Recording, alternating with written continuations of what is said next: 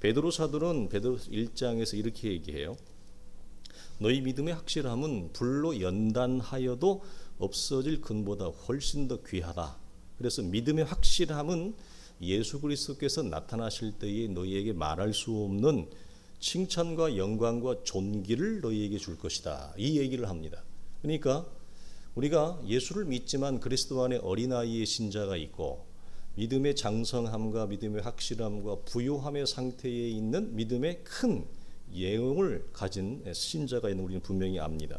그래서 아브라함이 오늘 이 모리아 사건을 통해서 이삭을 드리는 이 사건은 도대체 사람이 가지는 허락되어진 믿음의 확실함이라고 하는 것이 어느 정도에 이를 수 있는가, 그리고 어떤 모습으로 나타나는가. 우리가 흔히 얘기하는 거, 우리가 입에 붙어서 너무 실증날 정도로 많이 쓰는 단어 중에 하나가 뭐냐면 하나님이 삶의 우선이다, 하나님이 삶의 중심이라는 말을 우리는 식상할 정도로 많이 듣습니다. 웬만한 설교에서 이 표현이 안 나오는 설교가 없죠.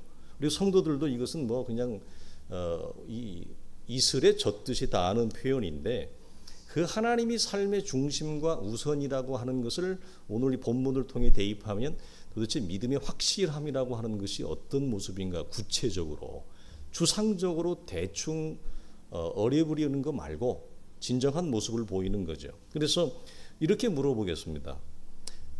하나님은 우리 성도들 개개인에게 확실한 분이신가? 확실한 분이십니까? 이게 여러분이 수긍할 수 있으세요? 그렇다면 감사하죠. 어느 정도로, 어느 만큼 확실합니까? 모든 사람은 당신의 삶에 양보할 수 없는 가치와 대상이 있습니다. 여러분의 삶에도 있죠. 그 누구와도 견주어서 결코 놓을 수 없는, 양보할 수 없는 가치와 대상이 있기 마련인데, 이 믿음의 확실함이라고 하는 것은 사람과의 관계에서가 아니라, 부부관계가 아니고 부모와 자녀의 관계가 아니라 하나님과 나 사이라고 하는, 하나님과 나 사이에서 양립할 수 없는 절대적인 가치, 그 대상이어야만 합니다. 그게 여러분에게 있습니까? 나에게 있어 최상의 가치를 가지는 것, 그 누구에도 놓을 수 없는 것. 이 창세기 22장 2절에 있는 말씀을 보면은 아브라함에게는 이게 뭐였냐면, 하나님이 아브라함에게 이렇게 표현해요. 네 아들, 네 사랑하는 아들 이삭. 무슨 말입니까? 여기서 하나님이 아브라함을 향해서 뭐라고 하냐면, 하나님과 아브라함 사이에서 양립할 수 없는 절대적인 가치는 아브라함에게 있어서는 사랑하는 것입니다. 그러니까 아브라함이 이삭을 향하여 가지는 그 사랑한다고 하는 것을 하나님이 너무 잘 알고 있어요. 아브라함이 뭘 소중히 여기는지, 뭘 사랑하는지, 아브라함의 인생에 있어서 이것만큼은 양립할 수 없고 놓을 수 없는 절대적인 삶의 가치. 그래서 뭐라고 표현한다고요? 네가 사랑하는, 이 말을 써요. 굉장히 여러분 중요한 표현이죠. 그래서 이것은 내가 분명히 절대적으로 사랑하는 어떤 것이어야 해요. 그것은 꼭 자식이 아닐 수도 있습니다. 모든 사람이 자식을 여러분 사랑하지 않습니다. 실제로 저는 그런 고백을 들은 적이 있어요. 저희 가족 중에서도 있어요. 이런 말을 했어요. 나는 왜 자식이 별로 안 이쁘지? 별로 모성애가 일어나지 않는데요. 별로 부성애가 일어나지 않는데요.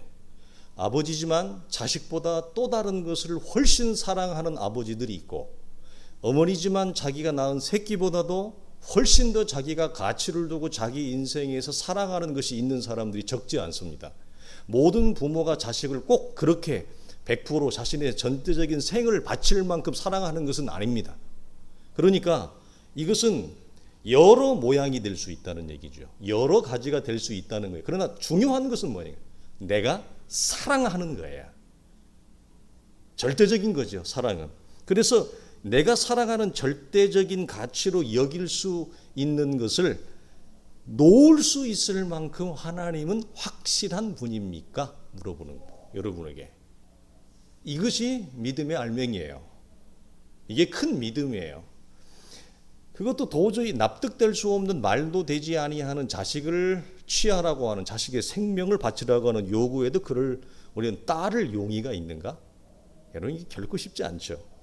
창세기 22장에서 아브라함이 보이는 믿음의 확실성에서 놀라는 것은 우리가 뭐냐면, 이전까지는 아브라함은 이해도 안 되고 소화도 안 되고 하나님이 하시는 일이 마음에도 들지 않고 해서 어쩔 수 없이 이렇게 질질질 끌려오는 것이 사실 21장 그 앞에까지 아브라함의 모습이에요. 형국이에요. 그러니까 마디못해 그냥 끌려가는 거죠. 그런데 22장에서는 그의 변화된 모습을 보이는데 아브라함은 이제 더 이상 끌려가지 아니하고 하나님의 말씀에 그가 자발적으로 움직인다고 하는 거예요.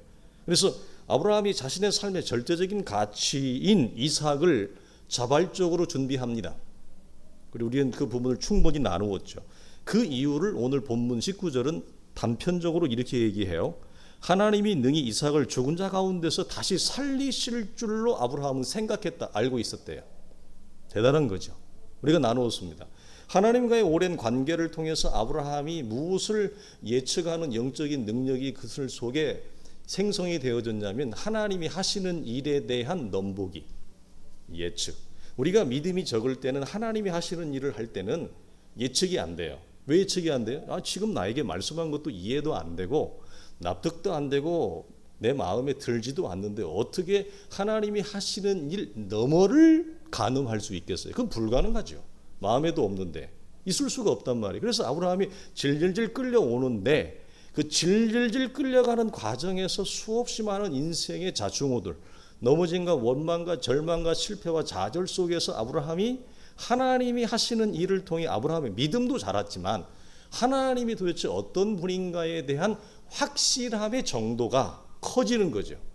눈이 커지고 사람을 보는 안목이 좋아지는 것처럼 하나님을 대하고 하나님을 이해하는 안목이 좋아진 거예요. 그러자 그 속에 나타나는 것이 뭐냐면 하나님이 하실 일에 대한 나름대로의 영적 구상과 영적 상상을 하는데 그게 맞아 떨어지는 거예요. 그건 공상이 아니라 허망한 생각이 아니라 하나님과의 관계와 말씀의 축적에서 오는 깊은 상대 인격에 대한 알미 주는 선물이에요. 그래서 여러분에게 물어보죠. 여러분 정도 살면 남편이 어떻게 이렇게 하면 남편이 어떻게 나올 거다 알아요, 몰라요? 여자들은 잘 아는 것 같아요. 남자들은 늘 겪지만, 제가도 남자지만 남자는 바보 천치라 몰라요. 환갑이 돼도 몰라요. 그래서 맨날 아내한테 당하고 살고 속고 살고 그러는 거죠. 그런데 아브라함은 하나님과의 관계에서 하나님이 하시는 일에 대한 확실함과 부유함을 영적으로 여러분 넘어서는 예측하는 부분이 분명히 생겼. 그 부분의 말씀을 오늘 뭐라고 말씀했다고요? 이삭을 능히 죽은 자 가운데 다시 살리실 줄을, 이건 미래의 일이잖아요. 미래의 일이에요. 그러니까 예측을 넘어 여러분 지금 가늠하고 있어요. 대단한 내용이에요. 이것은 절로 주어진 것이 아니라 창세기 12장 그 이전의 11장부터 100년을 아브라함이 하나님을 따라 살아온 믿음의 걸작품이죠.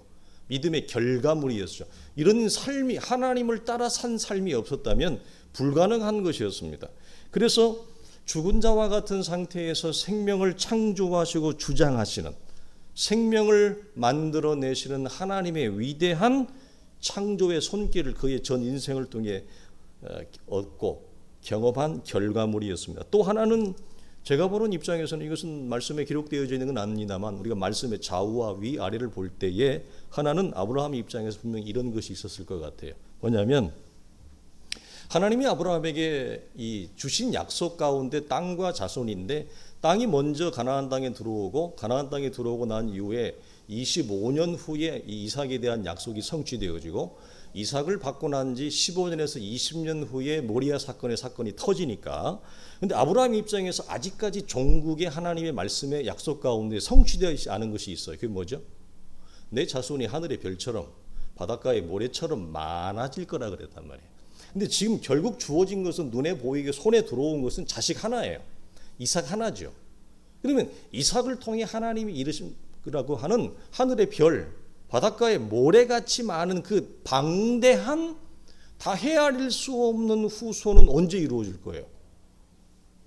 그게 가깝게는 우리가 아는 대로 모세와 여호수아 시대의 성취가 되어지고, 더 크게는 장벽을 넘어서 우리 여기 있는 우리에까지도 그 후손 속에 들어가니까, 그것은 시대와 세대를 넘나들면서 하나님이 아브라함이 허락하신 약속의 자손들이 계속해서 우리 안에 창조되어지고 만들어진단 말이에요. 그러면 아브라함 입장에서는 결국 이제 시작점인 단초점인 이삭 하나만 얻었단 말이에요.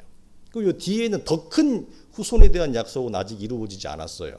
그런데 만약에 이삭을 하나님 앞에 들여서 이 생명을 취하면 어떻게 되죠? 하나님이 우리에게, 나에게 말씀하신 그 약속은 도대체 어떻게 되는 겁니까? 성취될 리가 없죠. 이삭이 죽으면 성취될 리가 없습니다. 이것을 아브라함은 감지한 것 같아요. 하나님의 말씀을 따라 일을 해오면서. 그러니까 이게 대단히 중요해요. 그러니까 교회 안에 오래 있는 것도 물론 하나님의 은혜입니다. 우리가 오래 예수를 믿는 것도 크게 말하면 하나님의 은혜이지만, 정작 중요한 건 뭐냐? 오래 몸담고 있는 것도 중요하지만 더 중요한 건 뭐죠? 말씀을 따라 깨어지면서 별일을 다 겪으면서 주의 일을 감당하면서 순종하면서 나아가는 거예요. 그러니까 하나님의 교회, 내 믿음과 주의 교회를 세워나가는 이 작업을 해야 돼요. 이 작업을 하지 아니하면 오늘 본문에서 아브라함이 하나님이 하시는 약속에 대한, 이삭이 죽으면 그러면 하나님은 도대체 이 약속을 어떻게 이루신단 말인가? 그러니 결론이 뭐죠? 결코 하나님은 이삭을 죽일 리 없다. 그리고 설령 정말 하나님이 아브라함의 생을 취한다 할지라도 다시 죽은 상태에서 일으키실 것이다. 왜? 나는 아무것도 없는 상태에서도 이 이삭을 받았으니 이 생명을 주장하시는 하나님이 다시 이삭을 일으킬 것이다. 그래야만 하나님이다. 그래야만 당신이 하신 약속에 대한 성취를 우리는 볼 것이다. 이거죠. 그래서 하나님은 그 무엇보다도 당신이 하신 말씀에 신실하고 성취를 하기 때문에, 그래서 우리가 말한 대로 하나님이 유일하게 제한을 받는 것은 당신의 언약의 말씀에 제한을 받는 거죠. 그러니까 이 차원에서 아브라함은 하나님을 뭐죠? 신뢰했던 것입니다. 내 이해와 내 머리와 소견으로 납득이 되지 않는다 할지라도 이것을 넘어 신뢰했던 거죠. 그 영국의 유명한 목사님 중에 레온 모리스 목사님이 이랬는데, 돌아가신 지 한참 되었습니다만 그 목사님이 이렇게 얘기를 했습니다. 갈대아 우르를 떠나라는 하나님의 명령에 순종했을 때 아브라함은 단지 자신의 과거를 포기해야만 했다. 그러나 아들을 바치라는 이 모리아 사건은 그의 전 미래를 바칠 것을 하나님은 요구했다는 거예요. 그러니까 이삭은 아브라함의 입장에서 자기가 살아온 생의 가치이자 목표이자 절대치거든요. 하나님과 살아온 동행의 상징이자 실제적인 결과물이 이삭이었어요. 근데 그 이삭을 놓는다고 하는 것은 지금까지 단지 살아온 과거의 삶이 지워지는 것뿐만이 아니라 내가 앞으로 살아갈 전 인생의 나머지 생도 뭐죠? 지워지는 것입니다. 그러니까 그런 차원에서 하나님이 아브라함에게 요구했던 이 명령은 얼만큼 무엇이 존재하지 아니하면 하나님에 대한 믿음의 확실함과 부요함이 전제되어지지 아니하면 여러분 흉내낼 수도 없는 일이에요. 이 오늘날과 같이 믿음이 이렇게 체질이 연약한 시대에 계산과 실리에 능한 오늘날 같은 시대에는 여러분 이걸 감히 따라할 수가 없어요. 그래서 사람들이 아브라함을 좋아하는 것 같지만 아브라함을 싫어합니다. 어디까지만 좋아하냐면 21장까지만 좋아해요. 네, 왜냐하면 나랑 똑같거든. 맨날 깨지고 맨날 배신하고 맨날 계산하고 맨날 뒤로 도망가고 이게 아닌가 봐. 이러다가 갑자기 아브라함이 돌변을 하잖아요. 그러니까 22장에서 도저히 내가 할 수 없는 일을 해버리거든. 그러니까 이것 때문에 22장부터 아브라함을 싫어한다는 그런 우스갯소리가 있습니다. 이제 중요한 것은 여러분 우리의 걸음이고 우리의 차례입니다. 하나님은 모든 당신의 사람들에게 요구하십니다. 무엇을? 믿음의 확실함을 요구하세요. 이를 위해서 훈련하시고 하나님이 저마다의 모리아산을 하나님은 준비하십니다. 아브라함에게만 모리아산이 준비한 게 아니에요. 이 모리아산은 우리가 아는 대로 늘 강조합니다만 이것은 예루살렘 성전이에요. 역대하를 보면 이 여기는 성전 터가 되어지고 예수 그리스도의 십자가의 산이 됩니다. 그러나 우리는 오랜 시간 동안 확실하지 못합니다. 굉장히 주저주저하고 우유부단합니다. 믿음이 없어서가 아닙니다. 하나님이 확실하지 않기 때문에 그렇습니다. 하나님이 확실하면 주저하지 않습니다. 하나님이 확실하면 우유부단하지 않습니다. 그러나 우리가 주저하고 우유부단하는 이유는 뭐냐면 그만큼 이것을 놓을 만큼, 이것을 내가 실행할 만큼, 이것을 내가 순종할 만큼 하나님이 확실하지 못하기 때문에 그래요. 그래서 오늘 설교의 주제가 믿음의 확실함과 순종인 것처럼 내가 믿음의 확실함이 있다는 것을 무엇으로 내가 스스로 알 수 있을까? 그것은 한마디로 순종입니다. 아브라함의 순종은 무엇을 증거하는 거예요? 아브라함의 믿음이 얼마나 하나님 앞에 확실함과 부유함에 이르렀는가를 객관적으로 보여주는 게 뭐죠?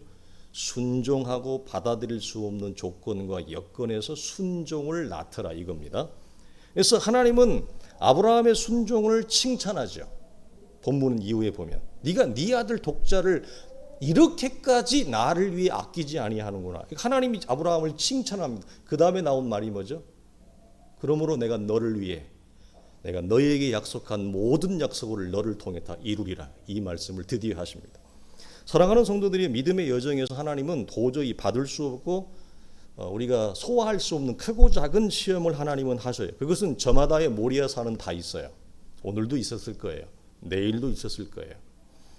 여러분, 순종이라고 하는 것은 이해해서 순종하거나 내가 계산하고 따져보니 실리가 나에게 있거나 나에게 어떤 명분이 있기 때문에 순종하는 것이 아닙니다. 기독교의 순종은 믿음으로 순종하는 거지 계산해서 이해와 실리와 명분이 있기 때문에 순종하는 것은 여러분 있을 수가 없습니다. 그래서 여러분 그 순종을 가장한 불순종인 거예요. 그래서 그런 순종은 사실은 순종이 아니기 때문에 항상 잘못된 결과를 마주옵니다. 그러므로 여러분 순종이라고 하는 것은 그 안에 무엇이 전제되어 있지 않으면 불가능하냐? 여러분 잘 이해하세요? 죽음이 전제되지 아니하면 성경이 말하는 참다운 순종은 여러분 있을 수 없어요. 그리스도가 우리를 위해 죽는 아들이 자신의 생명과 자신의 절대적인 가치를 하나님 앞에 아버지 앞에 놓았던 것처럼 동일합니다. 우리도. 그러니까 순종이라고 하는 것은 그냥 단순히 따라하고 모방을 하는 것이 아니라 나의 이해와 명분과 실리라고 하는 것들이 죽는 이것이 전제되지 않으면 불가능하다는 거죠. 그래서 성도는 우리가 지난 부활주일 새벽에도 나눴습니다. 성도는 죽음도 그냥 죽는 게 아니라 아주 멋진 말을 썼다고 그랬어요. 어떻게 죽는다고? 성도는 믿음을 따라 죽는다. 그냥 빽 이게 아니에요. 믿음을 따라 죽어요. 우리는 죽는 것도 믿음을 따라. 정말 멋있는 표현이라고 그랬어요.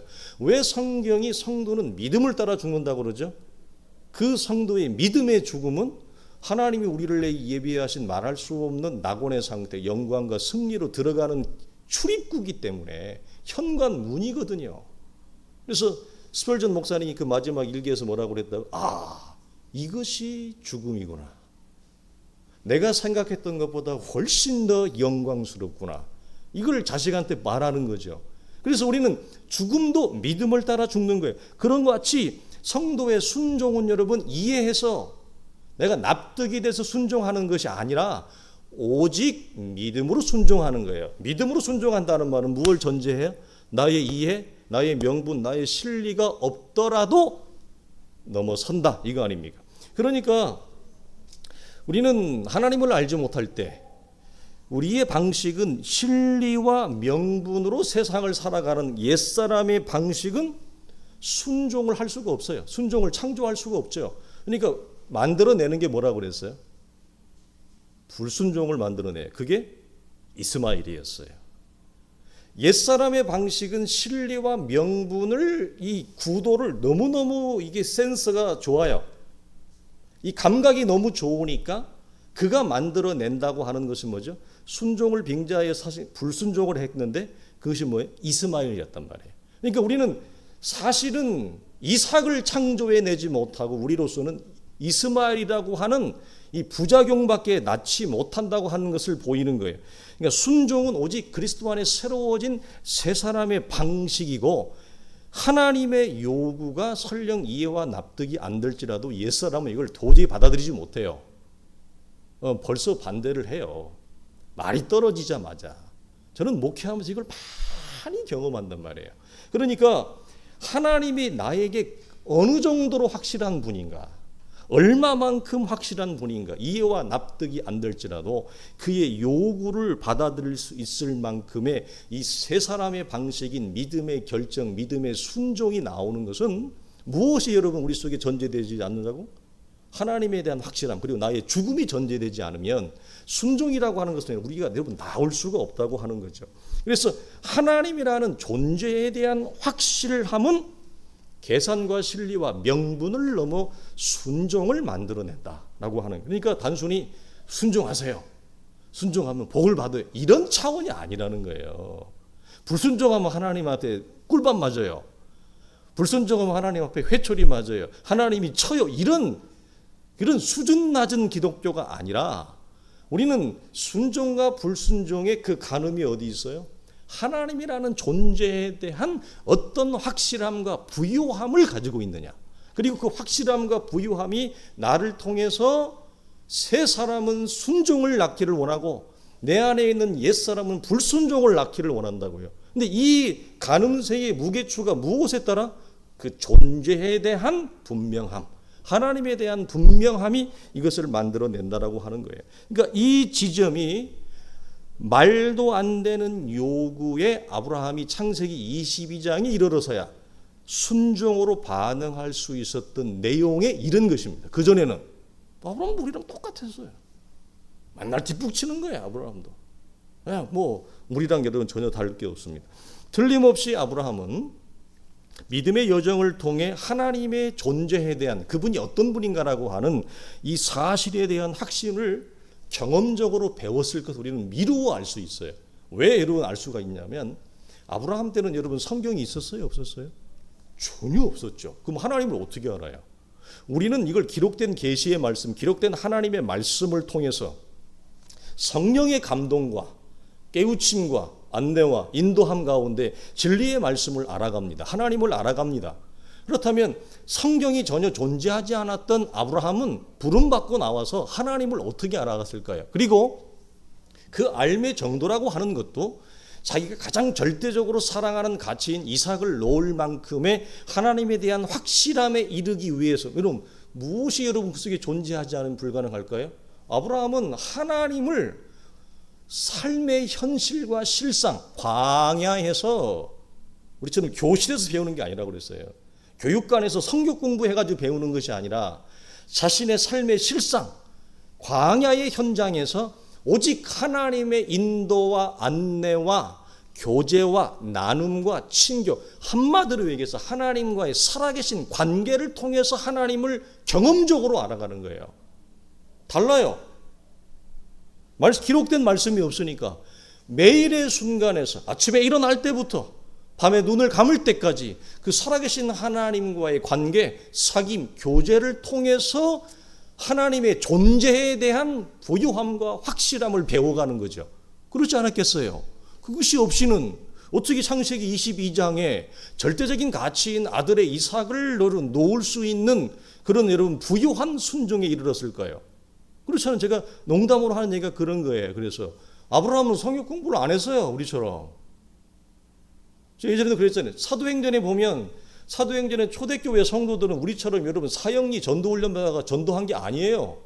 교회에서 제자 훈련 받아가지고 전도 폭발 훈련 받아가지고 나가 전도한 게 아니에요. 사도행전을 보십시오. 무슨 전도 훈련이 있었겠습니까? 그들의 전도의 원동력은 뭡니까? 살아계신 하나님과 부활하신 주의 권능이 그들의 인격과 삶 속에 확실함의 정도가 얼마나 컸는지 나가서 입을 벌려 그리스도의 살아남을 증거하지 아니하면 견딜 수 없는 이 복음의 여러분 엄청난 중압감이 그들이 입을 벌려 복음을 외치게 한 거 아니에요. 전도 훈련 받아서 한 게 아니라고요. 그러니까 우리는 시대가 지나서 기독교의 십자가와 부활의 권능이 이 쇠퇴한 우리 시대에는 이렇게라도 해야 돼요. 전도 훈련이라도 받아야 돼. 성경 공부라도 해야 돼. 기도로 해야 돼. 이렇게라도 해야 근데 우리가 좀 이렇게 좀 아름답지 않겠어요?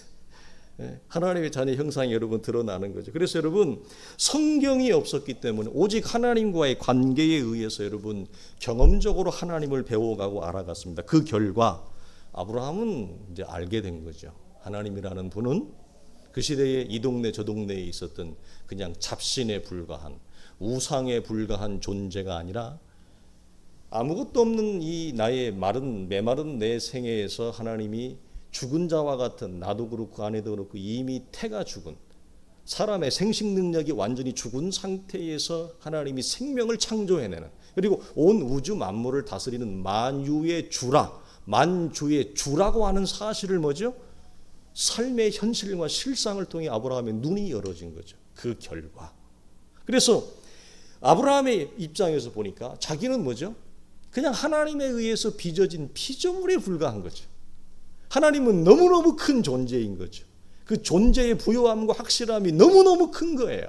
그렇다면 이런 크신 하나님 앞에 단순히 그의 형상을 따라 지음받은 피조물인 내가 납득할 수 없다 해서, 내가 받아들일 수 없다 해서, 내가 이해할 수 없다고 그래서, 내가 소화할 수 없다고 그래서 하나님이 내게 말씀한 것을 내가 감히 판단할 위치와 자리에 있는가를 그런 스스로 여러분 되새김질하는 거예요. 하나님이라고 하는 존재 속이 그분을 깊이 만나면 우리에게 찾아오는 반문이 뭐냐? 감히 우리가 바울이 로마서에서 얘기하는 것은 지음을 받은 이가 지음 받은 자를 힐난할 수 있느냐? 어찌하여 나를 이렇게 지었느냐 말할 수 있느냐? 그럴 수 없느니라라고 하는 것처럼 아브라함은 창조주의 지위와 권세를 그의 삶의 실상을 통해 경험하고 알고 그 결과 그렇다면 이 크신 하나님이 나에게 지금 내가 납득할 수 없는 말을 한단 말이에요. 따를 수 없는 얘기를 한단 말이에요. 그것에 대해서 나는 이해가 안 되고 납득이 안 되니까 스톱. 이게 아니라 내가 감히 하나님의 일하심과 하나님의 말씀을 판단할 주제가 못 되는구나. 그런 내가 그릇과 사이즈와 존재가 못 되는구나. 이것을 뭐죠? 아브라함은 하나님의 존재의 부요함 앞에서 그걸 여러분 알게 되는 거죠. 그 하나님의 크신 영광이 그의 존재 속에 비춰질 때 나라고 하는 이렇게 연약하고 부족하고 하루에도 수십 번씩 넘어지고 하루에도 별 생각을 다 하고 이렇게 연약하고 추악한 내가 감히 하나님이 하시는 일에 감나라 배나라 하고 하나님을 내가 재단하고 뭐 이건 아니네 저건 아니네 하나님 그렇게 말할 수 있어요? 하나님 도대체 내가 살아가는 걸 보고 얘기나 하는 거예요. 내가 얼마나 이렇게 얘기할 내가 조건과 군번과 실력과 존재가 되지 않는구나. 그래서 이해해서 순종하는 것이 아니라 계산해서 순종하는 것이 아니라 오직 믿음으로 순종하는구나. 이걸 아브라함이 여러분 알게 되는 거죠. 이게 그래서 순종은 하나님의 존재에 대한 확실함에서 나와요. 그럴 때 내가 가지고 있는 조건들을 놓을 수 있는 자기 죽음을 보기도 하고 하는 것입니다. 그래서 여기에서 우리는 아들이신 그리스도가 아버지 앞에 했던 마지막 기도, 간청했던 기도가 뭐죠? 그 기도가 순종의 언어예요. 뭡니까? 아버지여, 내 원대로 마옵시고 아버지의 원대로 뜻대로 되기를 원하나이다. 이게 뭐죠? 순종의 기도고 순종의 언어예요. 그리스도가 하나님 아버지 앞에 마지막으로 베풀었던 그 순종의 언어가 어디에서 나왔어요? 아버지 하나님에 대한 존재에 대한 지위와 권세에 대한 지각과 인식 앞에서 아들이신 그리스도가 내뱉는 표현이었다고 해요. 우리 사랑하는 성도들이 우리가 순종을 처음에는 흉내내기도 합니다. 아름다워 보이고 순종은 선하고 의롭고 거룩한 것이기 때문에 처음에는 우리가 그런 존재가 되지 않아서 우리가 흉내내기도 합니다. 선하고 좋은 것입니다. 그러나 순종의 진짜 알맹이는 나의 죽음이 하나님의 존재의 크심 앞에서 자각되어지는 실상의 결과물로 나온다고 하는 사실, 그것이 믿음의 부요함이 만들어내는 하나님의 아름다운 우리의 산물이라고 하는 것, 살아가는 성도들이 충만하게 누릴 수 있기를 주님의 이름으로 축원합니다.